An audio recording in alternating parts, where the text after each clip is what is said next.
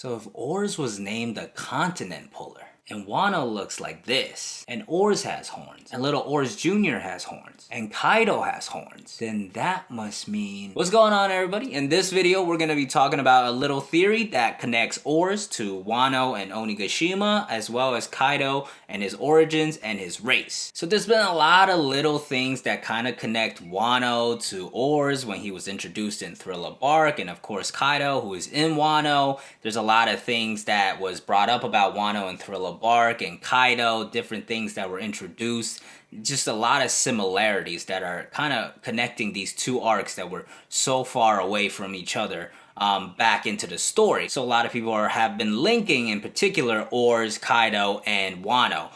So let's start with OARS. OARS, of course, was this ancient giant discovered by Gecko Moria and not brought back to life, but made into a zombie with the help of Dr. Hogback. They brought his dead body and kind of mummified him and stitched him up together. And then Moria put Luffy's shadow into him to use him as a weapon. Now, OARS, we know that he died 500 years ago, but it is unknown when exactly that he died. Now, this is important. In particular, I want to point out that the Void Century was 800 years ago. So if we're taking OARS as an ancient giant, or at least some kind of relation to a giant's average lifespan is 300 years old. So if OARS were to be alive during the Void Century, he would have been just born or in his teenage years, at least not as in prime performance. And, when he died, his body, it didn't seem like he was very old. So it could have been very possible that he was born after the Void Century. I'll get into a little later why that's important. Now, OARS' death, he was found in the land of ice. He was frozen, pretty much. He was so strong, he didn't care. He didn't think he was dying. He didn't think anything could kill him. He went to this land of death that we don't know where it is. He went there with just a loincloth. Man was just chilling without a shirt, with just a loincloth, walking around, and then he froze, pretty much. Chopper saw his dead body and they analyzed it and kind of came up with this theory. Is like, this man just froze to death because all he did was wear a loincloth. Now, it's also unknown when exactly Moria found his body. You would think that it happened after he got Hogback, this great doctor that could help him bring dead bodies to its peak shape. But Moria was already collecting bodies before he even met Hogback. So when he was 27, that's when he fought Kaido and lost his crew, and that's when he robbed the grave of Ryuma and took Ryuma's corpse and also Shusui. And he didn't meet Hogback until 11 years later when he was 38 years old. So OARS could have been discovered during that time period or after he met Hogback. That is a complete unknown to us. And then finally, the most important thing is OARS' epithet is the continent puller. He was this giant with so much strength and so much just pure strength and size. He was able to take little continents and pull them together. Now, this is important because now it connects to Wano, where we are currently in this current arc. Now, first off, I want to give a shout out. While I was doing some research on this theory, I read a user named The Fifth Kablamo, wrote a very nice thought out post about this. It was his original theory that he thought up, and also Tekken 101 did a video on this as well. I'm going to link both of them in the description below, and I'm going to bring up some of the things that they mentioned. So the main premise behind this theory is that Wano was a country that was pulled together by OARS. So if you look at the map of Wano, they're all kind of sectioned off. It's like broken parts, right? It's almost like a puzzle piece in a way. And if we're looking at the geography and the weather of Wano, it also makes a lot of sense if they were different continents being pushed together, because we have different weather conditions in each of them. So the flower capital, of course, like spring. Ringo is like a winter. Hakamai is like autumn. And then, of course, you have Onigashima, which is like all sorts of weird. It has snow on it. It also has sakura trees, right? So there's all sorts of different types of weathering conditions going on. And then also you have these crazy waterfalls going off of the side. And that's why it makes it so hard to access. Onigashima has like whirlpools around it. So the weathering conditions and the geography is very weird. There's fresh fresh water getting mixed with ocean. It's just all sorts of messed up. So it would make a lot of sense that if the OARS was the continent puller, that he actually moved Wano together into different pieces and then eventually into this one country. It was also pointed out by the fifth Kablamo that Punk Hazard was the only other island that we saw with differing weathering patterns on the same island. So the Grand Line is this crazy place that where each island has a different weathering pattern, and you just don't know when the weather is going to change, and the direction's all messed up because of the magnetic like force and stuff. But as far as we know, on the island, the weather has been the same. The only one that was different was on Punk Hazard, and that was because Akainu and Aokiji had their big duel there, and they probably both awakened their devil fruits and like changed the entire weather and landscape of that island. But besides Punk Hazard, Wano is the only island that has different weather patterns throughout the country. One thing to note is that Thriller Bark has a lot of connections to Wano, or like things linking them. Like Wano was first introduced in Thriller Bark, of course with Ryuma and Shusui being there, and then of course Moria and Kaido. You have that connection where Moria met Kaido and he was utterly destroyed, and that's how he got Ryuma and Shusui. And then of course even like minor things like Absalom's clear fruit. You have a callback to that essentially with Sanji's raid suit being invisible, and they both also peeked in the women's bath while being invisible. So there's a very minor connection, but another thing to add to the list. Now this was the original theory thought up by the fifth Kablamo, was pretty much OARS, the continent puller. He was the one to pull Wano together. And that's the whole connection there. However, there are a lot of things that doesn't really fit the puzzle there, as Wano would be the puzzle that fits perfectly together, but the theory as a whole just doesn't really sit right with me. First off, OARS, huge, right? He's 67 meters, way taller than the average giant, which is around 15 meters, so it's like over four times the size of an average giant. But he ain't pulling no continents, and definitely he's not pulling Wano together, or even just the flower capital with Mount Fuji. He's huge, but he's not pulling that island together. Another thing to note here is back to the how old OARS is. Now, of course, I mentioned he died 500 years ago. If we're taking a giant's lifespan, he's probably 300 years, maybe a little older. But at the very least, when the Void Century was happening, he was teenage years, right, in a giant's age at most. So maybe he wouldn't have been able to pull continents together. And now that's important because the first time we hear of the Kazuki clan was in the Void Century.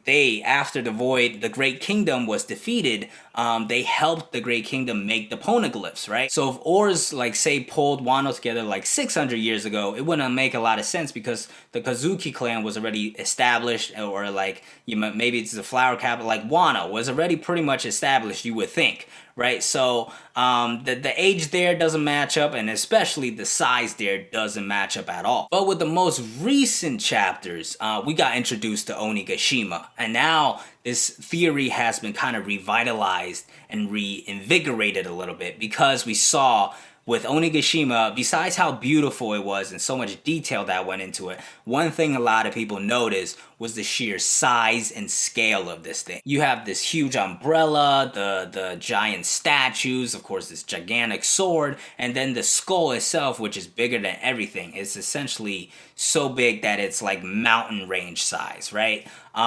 And then, of course, King of Lightning recently did a video on this whole scaling of Onigashima, where he kind of went into detail and inspected the panel of Onigashima, that image, and like used Photoshop to kind of figure out how tall exactly those objects are. Now, I think this could be not as accurate because like size and scaling is actually one of the most inconsistent things that Oda does, because it's just hard to draw things in different perspectives. Like when Oda's drawing a panel, he's not thinking, oh, well, the Sunny is this size, then this I want to be this tall. He kind of just goes with the feel, right? He doesn't have time to do a bunch of math.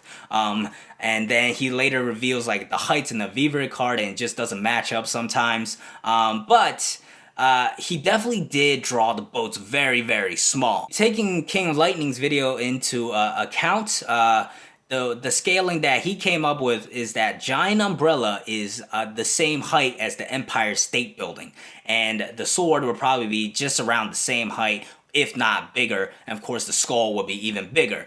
So with that, you would think that skull, whoever that is, I would think that is a real skull, is somebody big enough to wield like an Empire State Building as a sword, right? So now we have a new race, possibly connected to OARS. Maybe this is let's revise this theory a little bit. Maybe OARS wasn't the continent puller. Of course, you know, OARS was like learned about in a legend, but he was never confirmed to be the actual OARS, the continent puller. Maybe Moria found this gigantic body and he just thought, oh, this must be OARS. You know, there's similarities with the horns and everything. This is probably OARS, the continent puller. But it's very possible that OARS is not the original OARS. Maybe the original OARS is that gigantic skull on Onigashima, and that would make a lot of sense because now you have a bunch of things on that island that is scaled to the sheer size of that skull. That sword would be somebody wielded by a person with a head the size of that skull.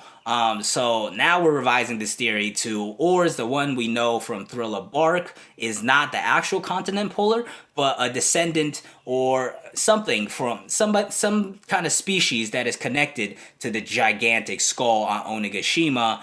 Maybe he's like a half-breed or something. But with this theory, Wano is still a country pulled together by OARS, the continent puller, but OARS itself is the skull on Onigashima and not the one from Thriller Bark. The OARS from Thriller Bark is probably more connected to Little OARS Jr., and maybe he himself is like Little OARS Sr. or something. And he's taller than Little OARS for sure, but it's like 67 meters to 60 meters, so it's not like he's way bigger than him. So maybe he's Little OARS Sr. or something like that, and he's more closely related to Little OARS Jr. And then, of course, Little OARS Jr., just another OARS connection. Back to Wano, his relationship with Ace was developed because Ace made him this Casa hat to protect him from the rain, and of course Ace learned how to make that hat from Wano. So just another connection that we can make with Wano and OARS. So I think it's very possible the original OARS is that skull on Onigashima, and he pulled together Wano. Maybe, can you think about this? And remember, the Kazuki clan helped the Great Kingdom in the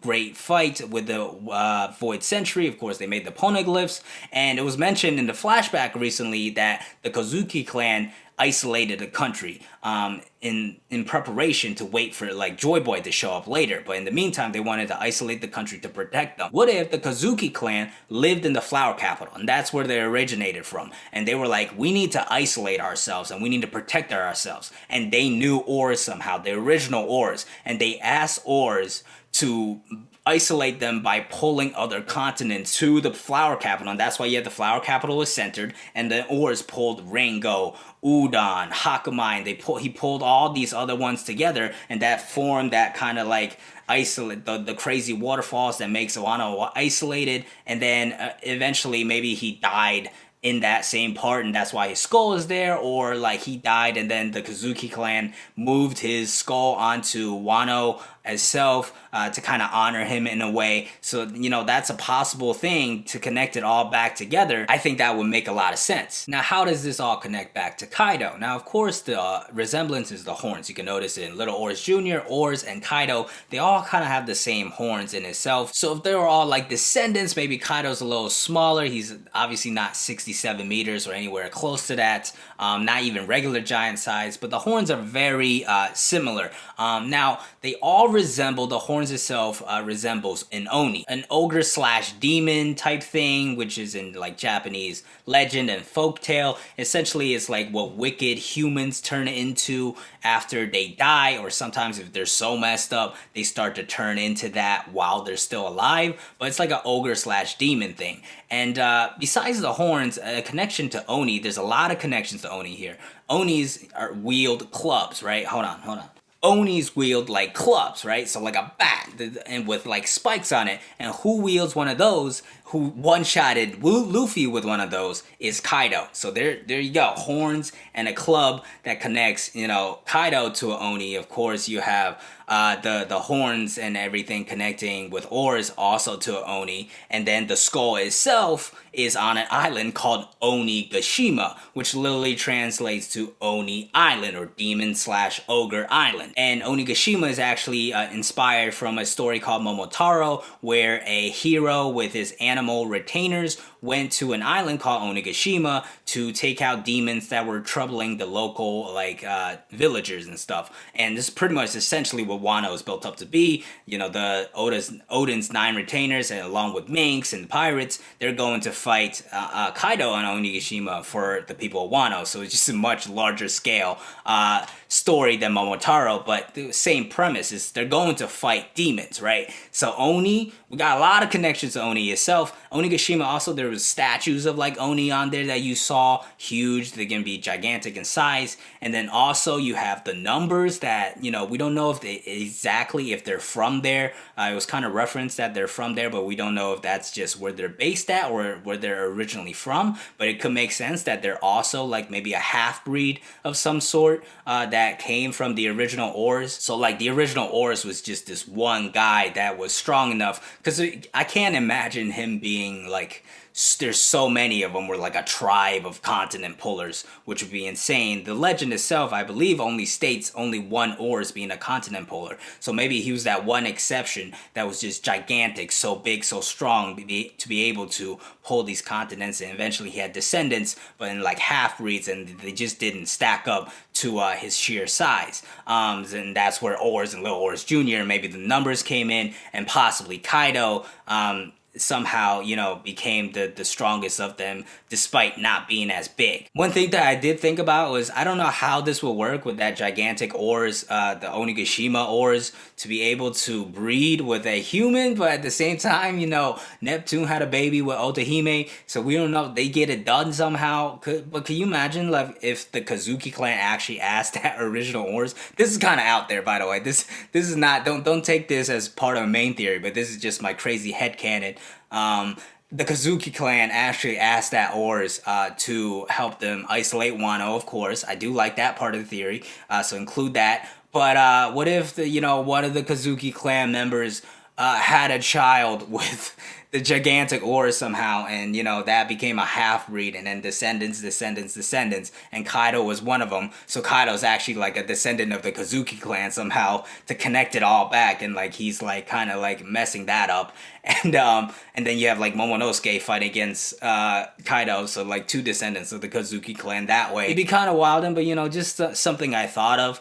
Another thing I want to point out here is the Oni, they're original from Japanese folklore. They served a hell god, the overseer of hell, named Emma. And of course, that is the name of Zoro's sword, which was able to wound Kaido, who resembles a Oni. So that's one connection. And another thing I thought of is what is Zoro's most popular or famous attack? Onigiri, right? That's one of the things he used the most, especially pre-time skip. And that translates to not the delicious little rice ball, but it's Oni space Giri, which means demon/ogre cutter, right? So now he's got Emma, the ruler of hell, which the Oni serve, and he's got that attack. There's been a lot of theories saying that Zoro would end up killing Kaido. It could be perfect, right? Maybe Luffy and Kid and Law, I talked about them in the Wano matchups video, them being the main people to attack Kaido, and Luffy doing the final damages,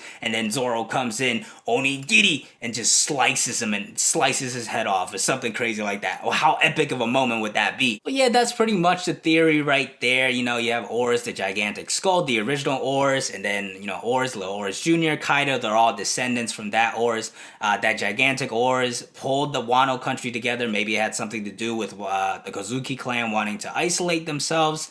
And, that's kind of just hinting. There's a lot of connections there. It's not a complete theory, but, there's some base to it there. There's a lot more theories with Kaido's race and his past with Big Mom. If you want to hear more about that in another video, let me know in the comments below, and like the video. Other than that, comment below, let me know what you think of this theory, if there's any other things that you thought of and maybe that I didn't talk about in this video, maybe something you thought of while watching this video, let me know in the comments. As always, thank you guys for watching this video. I hope you enjoyed. If you did enjoy, please hit that like button. It helps a lot with the YouTube algorithm and all that. If you want to keep up to date with when I'm posting, you got to hit that subscribe button. We just hit 40 subscribers as I'm making this video, so thank you guys so much for the support. I really appreciate it. I'm loving making these videos for you guys, so thank you so much for the support. Subscribe for more, hit that bell to join the squad, and I'll see you guys later. Peace.